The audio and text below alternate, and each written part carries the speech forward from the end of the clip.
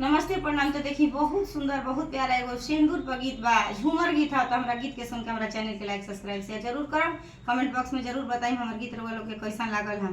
सिंदूरा के कीमत का तो जानब बलमुआ, यारे जानब बलमुआ, एकरे पर टिकल बाटे दुनिया, अरे करे पर टिकल बाटे दुनिया।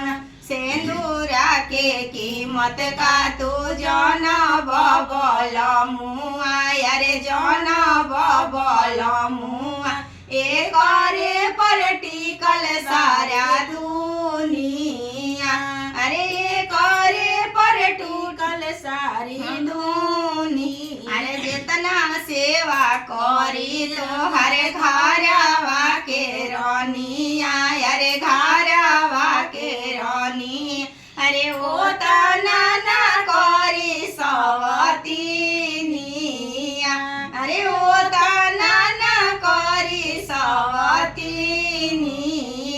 अरे सिंदूरा के कीमत का तो जानब बलमुआ, अरे जानब बलमुआ, एकरे पर टिकल सारा दुनिया, अरे एकरे पर टिकल सारा दुनिया।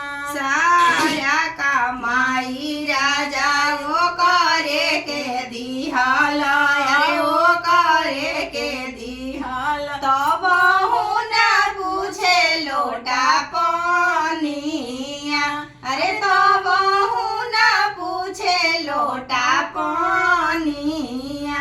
सिंदूरा के कीमत का तो जानब बलमुआ, अरे जानब बलमुआ, एकरे पर टिकल सारा दुनिया, अरे एकरे पर टिकल सारा दुनिया। हमारा गीत के सुन के हमारा चैनल के लाइक सब्सक्राइब शेयर जरूर करम।